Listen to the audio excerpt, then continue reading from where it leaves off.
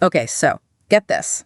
Today's deep dive, we're tackling active inference. Really flipping the script on how we think about, perception. Instead of just passively watching reality like a movie, Right. active inference is saying we're grabbing the camera, directing the action ourselves. Exactly. It proposes that our brains are constantly generating a model. A model. Yeah, a model of the world, making predictions about what we'll see, what we'll hear, what we'll feel, next. Hold on, a model. That sounds like, I don't know, something you'd build with software, not neurons.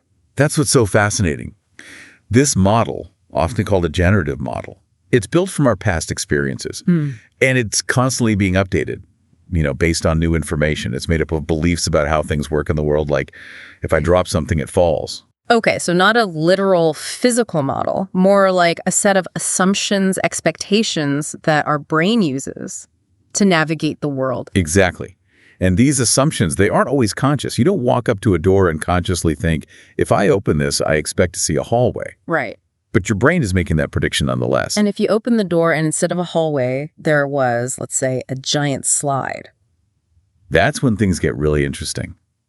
Because that unexpected slide, that creates what's called prediction error. Your brain goes, wait, this isn't right. This doesn't match my model. So how does the brain deal with these errors? Does it just crash, like a computer program? Not quite. Remember, the brain's main goal is to kind of minimize surprise, right? It does this by either updating its internal model, so in this case, adjusting its understanding of what might be behind doors, or by trying to change the situation to fit the existing model. Changing the situation. You mean like shutting the door quickly and pretending we never saw the slide? Well, not always that drastic, haha, but you get the idea. Sometimes we change our actions to confirm what we already believe. I see. This is where things like confirmation bias come into play. But other times, we revise our model based on the new, surprising information. So it's this constant dance between sticking to our guns, so to speak, and being open to changing our minds when the evidence, calls for it. Precisely. And the way our brains decide how much to trust new information versus sticking with their predictions, that's where precision weighting comes in. Okay, let's unpack that. What is precision weighting exactly, and why is it so important? Think of it like this. You're trying to find your way in the dark. You're using both your memory of a room and a dim flashlight. Your memory, that's like your brain's model. It might be a little fuzzy. The flashlight, representing new sensory information, it's precise, but it only illuminates a small area. So your brain has to decide how much to rely on its fuzzy memory versus the limited but precise information from the flashlight. Exactly.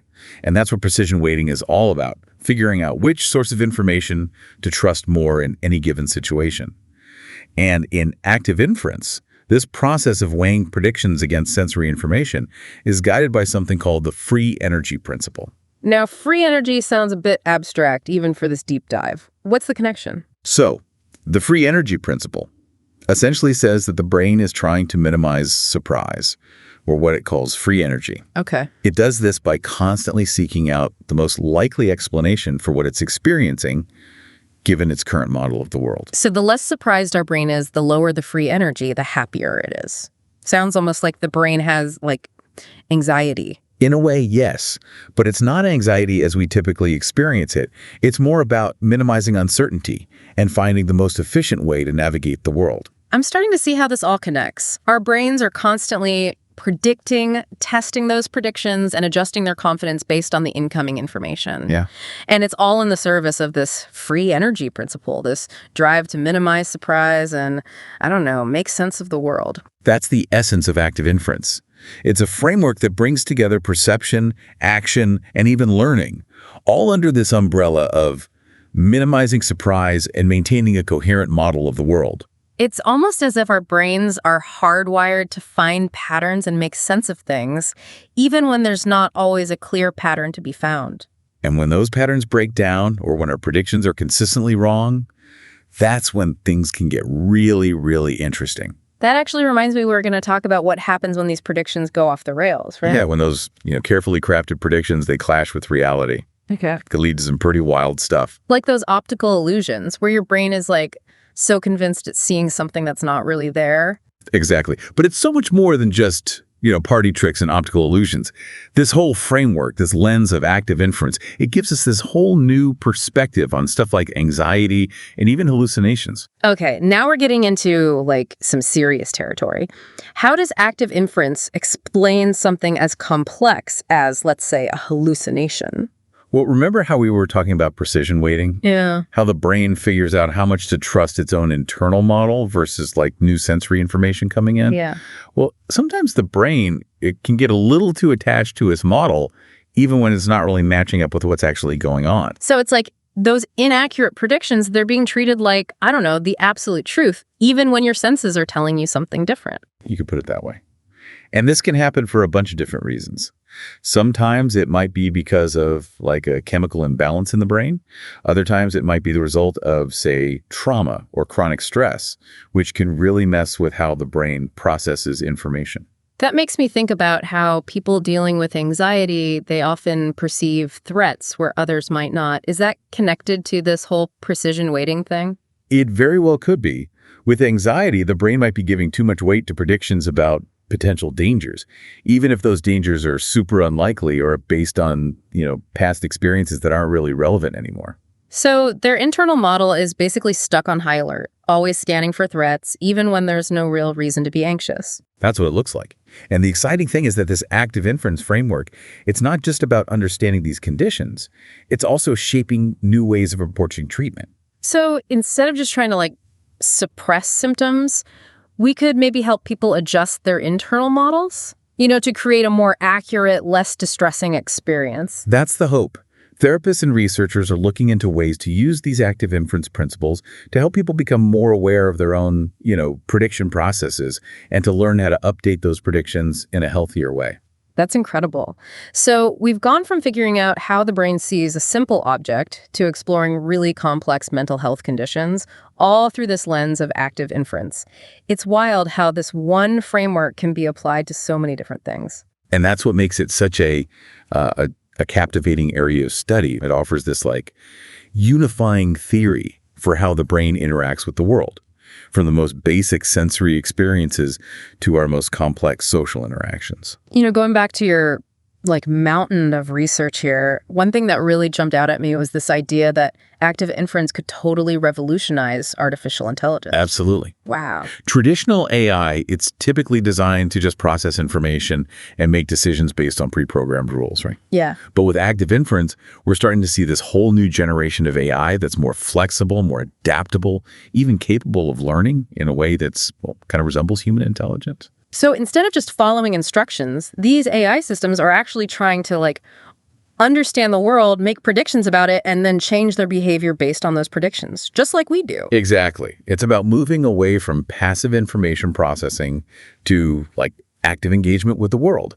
Imagine AI that can anticipate what we need, adapt to new situations, even come up with creative solutions to complex problems. Okay, now that is mind-blowing. But how exactly does active inference work when it comes to AI? Are we talking about building artificial brains that are exact replicas of the human brain? Not necessarily replicating, but definitely drawing inspiration from it. One of the big takeaways from active inference is that intelligence is not just about processing power. It's about having a model of the world and using that model to guide actions. And that's something we can, at least theoretically, build into artificial systems. So instead of just feeding AI tons and tons of data, we could build them with a starter kit of knowledge about the world, a basic model that they can then use to, make sense of new information and learn from their experiences. That's the idea. And by using these principles of precision weighting and free energy minimization, these AI systems could potentially learn way more efficiently, way more flexibly than traditional AI. They could even learn to tell the difference between good information and bad information, just like we do. That's amazing. It's like we're giving machines the ability to not just think, but to learn and adapt in a way that's more, human-like. It's a prospect that has huge potential, but, also some ethical things we need to really think about. But there's no doubt that active inference is changing what we thought was even possible with AI. It's clear that active inference is already a big deal in fields like, neuroscience and AI. But what about other applications? You mentioned something about creativity earlier. That's right, creativity. It's not the first thing that pops into your head when you think about, brain stuff. But some of this research, it's suggesting there might be this deep connection between active inference and how we come up with new ideas. Yeah, it's a really new area of research, but it makes sense when you really think about it. Creativity, at its core, it's all about coming up with new and useful ideas. It's about breaking free from those old ways of thinking and exploring new possibilities. So where does active inference fit into all of this? It seems like, it's about sticking to what we know, minimizing surprise. That's that's the paradox, isn't it? Right. But active inference isn't just about clinging to our existing models, right? Right. It's also about updating those models when they're not doing their job anymore, when they're not accurate or not useful. And sometimes those big creative breakthroughs, they come from embracing those moments of surprise, from letting ourselves question everything we thought we knew. So you're saying that those aha moments, those bursts of creative insight, those might actually be our brain's way of resolving prediction errors, of finding these new, more elegant explanations for, everything around us. That's one way to look at it. When we experience something totally new, something that just doesn't fit with what we think we know, it creates this kind of tension, this need to make it make sense. And that's where the creative breakthrough comes in, this whole new way of seeing the world that, brings the old and the new together. So instead of just seeing a bunch of random dots, our brain connects them in a new way, and boom, we see a constellation, a work of art, the answer to a problem that's been bugging us. Exactly. And active inference, it suggests that our brains are always looking for those chances to revise the model, to find more elegant and complete explanations for everything. It's like this drive towards not just minimizing surprise, but towards really, truly understanding. That's incredible. So could we use this knowledge to boost our own creativity? Could we train ourselves to be better predictors, to be more open to new experiences, and to have those aha moments more often? That's the million-dollar question. Yeah. And while there's no magic formula for creativity, there are definitely things we can do that align with these active inference principles. For example, exposing ourselves to new ideas, different perspectives, and unfamiliar experiences, it challenges our existing models and opens up those opportunities for breakthroughs. So it's about getting outside our comfort zones, embracing the unknown a bit, and trusting that our brains will, find a way to make sense of it all, turn it into something new and meaningful. Exactly. And it's not just about external experiences either. Practices like mindfulness, where you're really encouraged to pay attention to your thoughts and feelings without judgment. Yeah. That can be super helpful in understanding our own predictive processes, becoming more aware of those times when our own models might be holding us back. It's we're learning to be better observers of our own minds, noticing those patterns and assumptions that might be limiting us, and we don't even realize it. Yeah. It's about developing this kind of meta-awareness, this curiosity about how our minds work, and how we can use that to live more creative, more fulfilling lives.